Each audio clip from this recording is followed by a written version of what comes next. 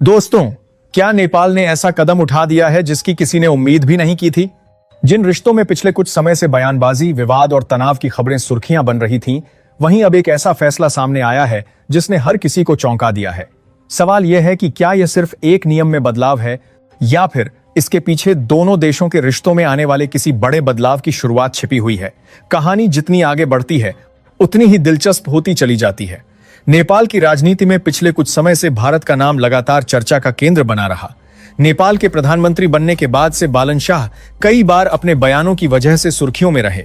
कभी custom duty को लेकर तीखी बहस हुई, कभी सीमा विवाद पर बयान आए और कभी भारत नेपाल संबंधों को लेकर ऐसी टिप्पणियां हुई जिनसे दोनों देशों के रिश्तों पर सवाल उठने लगे। ऐसा लगने लगा था कि आने वाले समय में दोनों देशों के बीच दूरियां और बढ़ सकती हैं। लेकिन अचानक नेपाल सरकार ने ऐसा फैसला लिया जिसने पूरे घटनाक्रम की दिशा ही बदल दी। यह फैसला सिर्फ एक प्रशासनिक आदेश नहीं माना जा रहा, बल्कि इसे दोनों देशों के बीच भरोसे और सहयोग की नई शुरुआत के तौर पर भी देखा जा रहा है। यही वजह है कि इस फैसले ने राजनीतिक गलियारों से लेकर व्यापारियों और आम लोगों तक सबका ध्यान अपनी ओर खींच लिया है।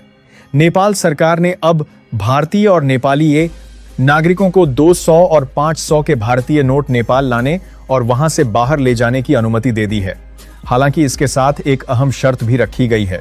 नए नियमों के अनुसार कोई भी भारतीय या नेपाली नागरिक अपने साथ अधिकतम 25, 200 और 500 के भारतीय नोट ही रख सकता है। यदि कोई इससे ज्यादा राशि लेकर नेपाल में प्रवेश करता है या वहां से बाहर जाने की कोशिश करता है तो उसे इसकी अनुमति नहीं मिलेगी। यह फैसला जड़ें सीधे साल 2016 की नोटबंदी से जुड़ी हुई हैं। जब भारत में 8 नवंबर 2016 को नोटबंदी लागू हुई थी, उसके बाद नेपाल ने भारतीय मुद्रा को लेकर बेहद सख्त नियम लागू कर दिए थे। उस समय से केवल 100 तक के भारतीय नोट ही नेपाल लाने और ले जाने की अनुमति थी। 500 और 1000 के पुराने भारतीय नोटों पर पूरी तरह रोक लगा दी गई थी और वह सम केवल प्रतिबंध आज भी जारी रहेगा। नेपाल राष्ट्र बैंक यानी एनआरबी ने अपनी नई अधिसूचना में साफ कर दिया है कि केवल 9 नवंबर 2016 के बाद जारी किए गए नए 200 और 500 के भारतीय नोट ही तय सीमा के भीतर नेपाल लाए और वहां से बाहर ले जाए जा सकते हैं। लेकिन यह सुविधा सिर्फ भारतीय और नेपाली नागरिकों के लिए होगी और हर व्यक्ति के लिए अधिकतम 25 शून्य की सीमा तय रहेगी। यहीं पर एक और दिलचस्प नियम सामने आता है जिसने इस फैसले को और खास बना दिया है। नेपाल राष्ट्र बैंक के प्रवक्ता ने स्पष्ट किया है कि नेपाली नागरिक भारत के अलावा किसी दूसरे देश से भारतीय मुद्रा लेकर नेपाल नहीं आ सकते। इसी तरह वे नेपाल से भारतीय मुद्रा लेकर भारत के अलावा किसी अन्य देश में भी नहीं जा सकते। यानी भारतीय मुद्रा का पूरा आवागमन केवल भारत और नेपाल के बीच ही मान्य रहेगा। इस नियम से साफ संकेत मिलता है कि इस व्यवस्था को पूरी तरह दोनों पड़ोसी देशों के आपसी लेन देन तक सीमित रखा गया है। नेपाल सरकार का कहना है कि इस फैसले का सबसे बड़ा लाभ उन भारतीय पर्यटकों को मिलेगा जो हर साल बड़ी संख्या में नेपाल पहुंचते हैं। इसके साथ ही भारत के साथ व्यापार करने वाले नेपाली नागरिकों के लिए भी यह राहत भरी खबर है। हर साल लाखों लोग दोनों देशों के बीच यात्रा करते हैं और सीमावर्ती इलाकों में हजारों छोटे व्यापारी रोजाना लेन देन करते हैं। पहले भारतीय मुद्रा से जुड़े नियमों की वजह से उन्हें कई तरह की परेशानियों का सामना करना पड़ता था, लेकिन अब उम्मीद की जा रही है कि यात्रा भी आसान होगी और कारोबार भी पहले से ज्यादा सुचारू तरीके से चल सकेगा। इतना ही नहीं, नेपाल राष्ट्र बैंक ने विदेशी मुद्रा को लेकर भी तस्वीर पूरी तरह साफ कर दी है। नेपाल आने वाले नेपाली नागरिक और विदेशी पर्यटक अपने साथ 5000 अमेरिकी डॉलर या उसके बराबर की विदेशी मुद्रा बिना किसी सीमा शुल्क घोषणा के ला सकते हैं।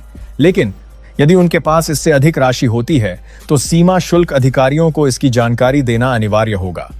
इस नियम का उद्देश्य वित्तीय लेन देन को पारदर्शी बनाए रखना और अनियमित गतिविधियों पर नजर रखना है। अब सबसे बड़ा सवाल यही है कि क्या यह फैसला सिर्फ यात्रियों और व्यापारियों को राहत देने के लिए लिया गया है या फिर इसके पीछे दोनों देशों के रिश्तों में नई गर्माहट लाने की एक बड़ी रणनीति भी छिपी हुई है। क्योंकि जिस दौर में राजनीतिक बयान अक्सर सुर्खियां बन रहे थे, उसी दौर में ऐसा फैसला सामने आना कई संकेत देता है। अगर आने वाले समय में इसी तरह दोनों देशों के बीच आर्थिक सहयोग बढ़ता रहा, सीमा पार व्यापार आसान होता गया और लोगों की आवाजाही पर लगी मुश्किलें कम होती रहीं, तो यह फैसला भविष्य में भारत और नेपाल के रिश्तों का एक महत्वपूर्ण मोड़ साबित हो सकता है। कभी विवादों की वजह से चर्चा में रहने वाले संबंध अब सहयोग और विश्वास की नई कहानी लिखते दिखाई दे सकते हैं। लेकिन क्या यह बदलाव यहीं तक सीमित रहेगा या इसके बाद दोनों देशों के बीच और भी बड़े फैसले देखने को मिलेंगे? इसका जवाब आने वाला समय ही देगा, और शायद वही इस पूरी कहानी का सबसे बड़ा रहस्य भी है। सबसे दिलचस्प बात यह है कि यह फैसला सिर्फ 200 और 500 के नोटों की अनुमति देने तक सीमित नहीं दिखता। असली कहानी शायद इसके पीछे छिपे उस संदेश में है जिसे नेपाल बिना कुछ कहे दुनिया को दिखाना चाहता है। जब कोई देश लंबे समय तक सख्त नियम बनाए रखता है और फिर अचानक उन्हें नरम करता है, तो अक्सर उसके पीछे आर्थिक मजबूरी से ज्यादा भविष्य की रणनीति होती है।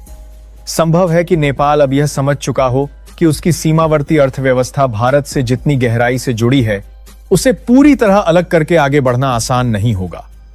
छोटे व्यापारी, स्थानीय बाजार, टैक्सी चालक, होटल मालिक और सीमा के आसपास रहने वाले हजारों परिवार सीधे भारतीय यात्रियों पर निर्भर हैं। अगर नकदी का लेन देन आसान होगा तो बाजार में पैसा तेजी से घूमेगा और इसका असर नेपाल की स्थानीय अर्थव्यवस्था पर भी दिखाई देगा। एक और दिलचस्प संभावना यह है कि आने वाले महीनों में दोनों देशों के बीच डिजिटल भुगतान और बैंकिंग सहयोग को लेकर भी नई बातचीत शुरू हो सकती है। जब नकदी से जुड़े नियम आसान किए जाते हैं, ये समय ले जेएस मंत्री, तो अक्सर उसके बाद भुगतान व्यवस्था को और आधुनिक बनाने की दिशा में भी कदम उठाए जाते हैं। अगर ऐसा हुआ तो भविष्य में सीमा पार खरीदारी और यात्रा पहले से कहीं ज्यादा आसान हो सकती है। यह फैसला नेपाल के लिए एक तरह की परीक्षा भी बन सकता है। अगर इस वीक्ष व्यवस्था का गलत इस्तेमाल नहीं होता और व्यापार सुचारू रूप से बढ़ता है, तो भविष्य में 25-0 की सीमा बढ़ाने पर भी चर्चा शुरू हो सकती है।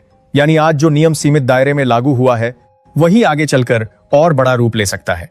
एक और संकेत जिस पर बहुत कम लोगों का ध्यान जाएगा, वह यह है कि नेपाल ने भारतीय मुद्रा के आवागमन को केवल भारत और नेपाल के बीच ही मान्य रखा है। इसका मतलब साफ है कि नेपाल भारतीय मुद्रा को किसी तीसरे देश के जरिए घूमने नहीं देना चाहता।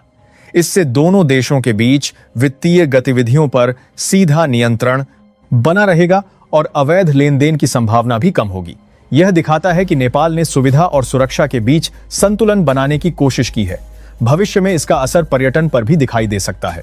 कई भारतीय पर्यटक पहले नकदी संबंधी नियमों को लेकर असमंजस में रहते थे।